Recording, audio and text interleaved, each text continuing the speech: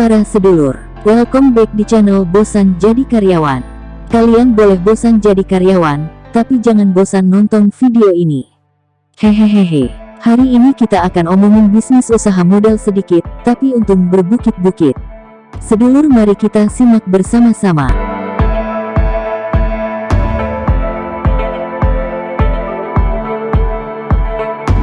Cara budidaya jamur tiram lengkap untuk pemula, terbukti meningkatkan hasil panen.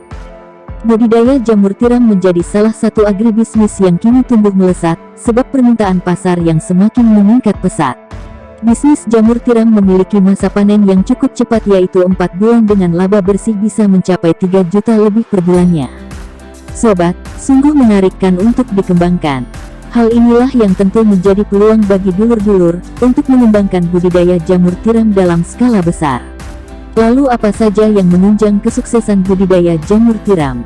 Untuk itu, dalam memulai bisnis budidaya jamur tiram dibutuhkan tahapan dan cara yang tepat agar mendapatkan hasil yang maksimal. Maka untuk mewujudkannya, dulur simak panduan budidaya jamur tiram untuk pemula, simak sampai akhir ya lur.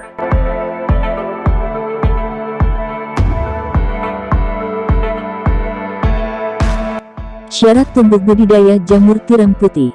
Pada lokasi tumbuh aslinya, jamur tiram putih tumbuh dan berkembang di bawah pohon berdaun lebar atau di bawah tanaman berkayu. Jamur ini tidak membutuhkan banyak paparan sinar matahari, bahkan pertumbuhannya jauh lebih baik apabila tidak terkena sinar matahari secara langsung. Cara budidaya jamur tiram yang paling penting yaitu dengan mengetahui syarat tumbuh jamur tiram.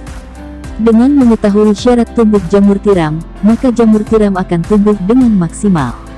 Berikut ini beberapa persyaratan untuk budidaya jamur tiram yang harus Anda perhatikan.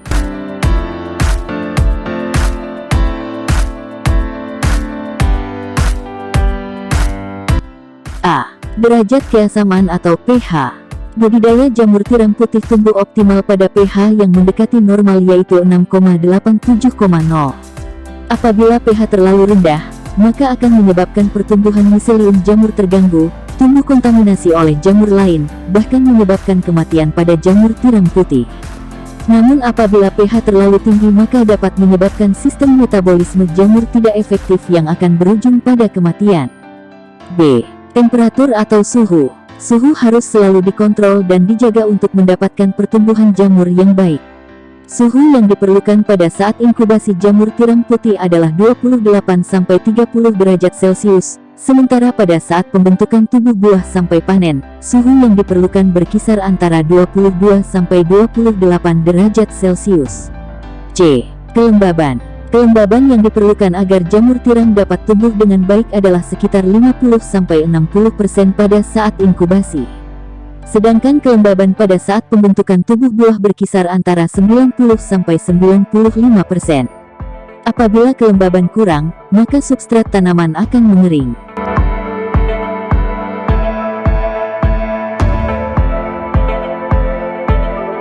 D. Cahaya. Pertumbuhan jamur tiram sangat peka terhadap cahaya matahari secara langsung.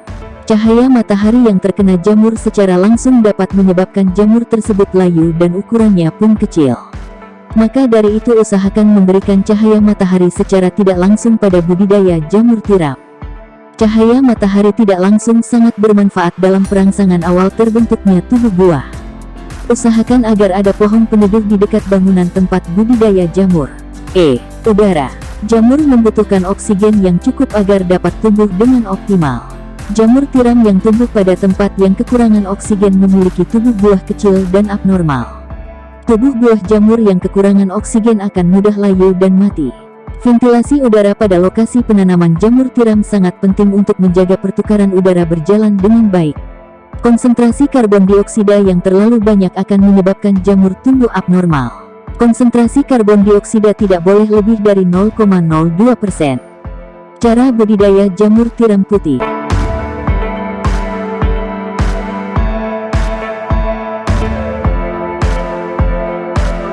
Setelah mempersiapkan alat dan bahan serta mengetahui syarat tumbuh jamur tiram putih, berikut kami berikan step by step cara budidaya jamur tiram putih. 1. Menyiapkan rak jamur tiram. Kumbung adalah bangunan tempat menyimpan backlog sebagai media tumbuh jamur tiram yang terbuat dari bilik bambu atau tembok permanen. Di dalam kumbung tersusun rak-rak tempat backlog jamur tiram. Ukuran kumbung bervariasi tergantung dari luas lahan. Tujuan dari adanya kumbung adalah untuk menyimpan backlog sesuai dengan persyaratan tumbuh. Rak di dalam kumbung disusun sedemikian rupa sehingga gampang dalam proses pemeliharaan dan sirkulasi udara terjaga. Umumnya jarak antara rak kurang lebih 75 cm. Jarak di dalam rak 60 cm, 4-5 backlog, lebar rak 50 cm, tinggi maksimal 3 meter, panjang disesuaikan dengan kondisi ruangan.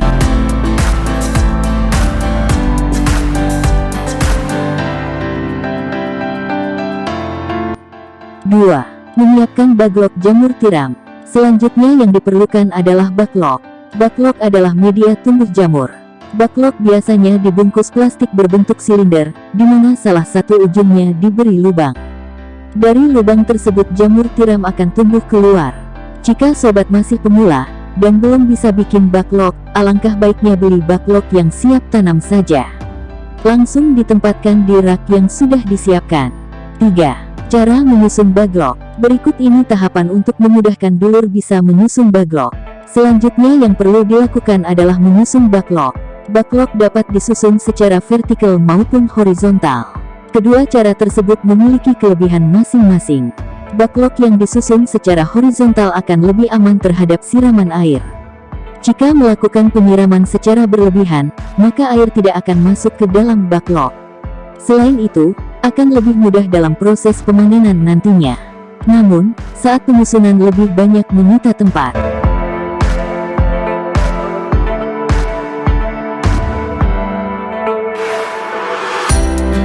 4. Cara menanam bibit jamur tiram.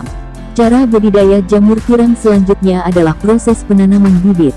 Pada proses penanaman bibit jamur tiram ini harus dilakukan dengan cepat, namun juga harus tetap teliti. Dan yang terpenting yaitu proses penanaman bibit jamur tiram harus dilakukan pada tempat ruangan yang tertutup. Berikut adalah cara penanaman bibit jamur yang bisa dulur terapkan. Siapkan backlog yang sudah diberikan bibit. Tutup kembali backlog dengan menggunakan kapas. Berikan 3 sendok makan bibit ke dalam setiap satu log media. Perlu Anda ingat, pada setiap gerakan sendok yang digunakan, panaskan terlebih dahulu sendok tersebut dengan menggunakan api dari lampu spiritus untuk menghindari kontaminasi. Buka karet pada log, kertas penutup, dan juga kapas penutup log. Agar lebih mudah dalam penanaman bibit, log yang akan diinokulasi diletakkan di depan dekat tangan kiri. Semprot isi ruangan secara merata menggunakan alkohol 95%. Jangan lupa untuk menggunakan sarung tangan dalam penyemprotan ruangan. Backlog yang sudah ditanami dengan bibit diletakkan pada rak. Diamkan saja sampai seluruh backlog tersebut tumbuh dengan sendirinya. Jika seluruh media backlog ditumbuhi jamur, tutup kapas dan cincin di bagian atas log tersebut dibuka. Agar kelembaban terjaga, semprotkan air dengan menggunakan sprayer pada setiap backlog dengan dosis 1 gelas tangki. Jika jamur tumbuh dengan mekar dan lebar, berarti jamur sudah siap untuk dipanen.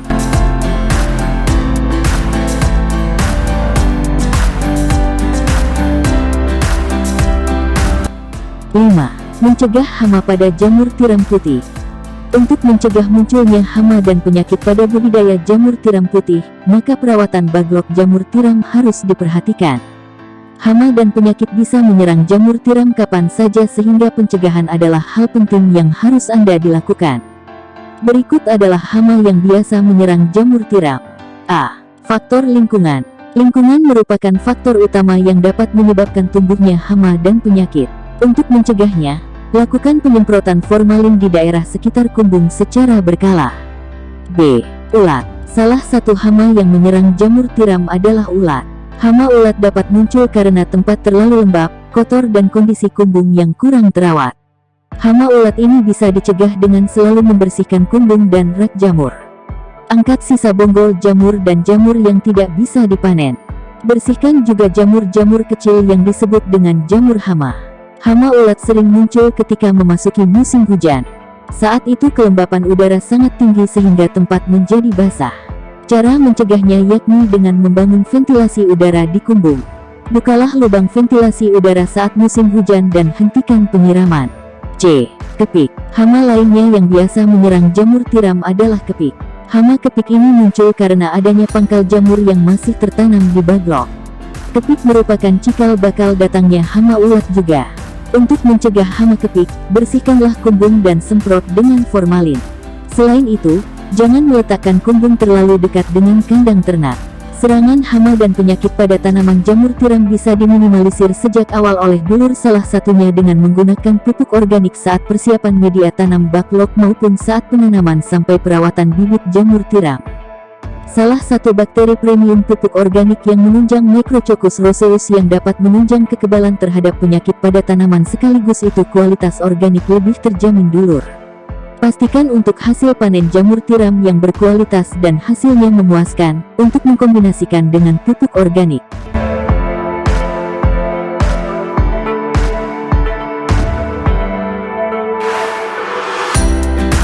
Masa panen budidaya jamur tiram. Hasil panen jamur tiram yang memuaskan hasilnya tentu menjadi salah satu hal yang harus dulur wujudkan. Maka dalam tahapan pemanenan jamur tiram beberapa hal yang perlu dulur perhatikan, salah satunya berikut ini. Apabila permukaan baglok telah tertutup sempurna dengan miselium, kira-kira 2 minggu setelah pembukaan baglok, jamur sudah mulai tumbuh dan sudah dapat dipanen. Baglok jamur tiram dapat dipanen sebanyak 5-8 kali apabila dirawat dengan baik. Baglok yang beratnya sekitar 1 kg akan menghasilkan jamur tiram kurang lebih 0,7-0,8 kg. Itulah tahapan menanam jamur tiram yang bisa mendatangkan keuntungan. Pastikan dulur memperhatikan setiap tahapannya, salah satunya dengan mengkombinasikan pupuk organik yang bisa menunjang kualitas hasil jamur tiram yang dihasilkan. Saatnya dulur meningkatkan hasil panen dan menghasilkan keuntungan yang berlipat melalui budidaya jamur tiram ini.